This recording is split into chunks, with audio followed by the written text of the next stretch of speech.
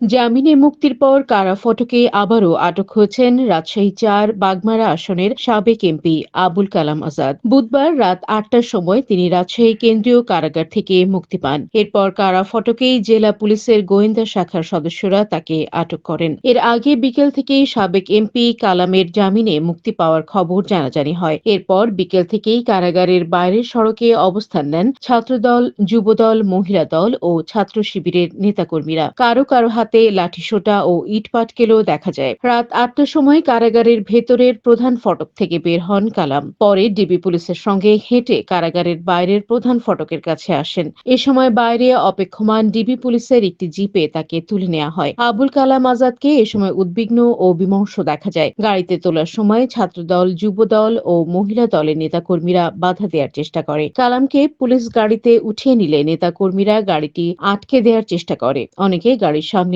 দাঁড়িয়ে যান। এ সময় গাড়ির বাইরে থাকা পুলিশ সদস্যরা নেতাকর্মীদের সরিয়ে দিলে কালামকে বহনকারী গাড়িটি দ্রুত ডিবি কার্যালয়ে চলে যায়। রাজশাহী জেলা পুলিশের অতিরিক্ত পুলিশ সুপার রফিকুল ইসলাম জানান, আবুল কালাম আজাদের বিরুদ্ধে চলমান ৫টি মামলায় তিনি জামিন পাওয়ার পর কারামুক্ত হন। তবে জেলার মোহনপুর থানায় অগ্নিসংযোগের ঘটনায় তার সম্পৃক্ততা রয়েছে এমন সন্দেহে মোহনপুর থানায় দায়ের হওয়া নাশকতা মামলায় তাকে আবারও আটক করা হয়েছে।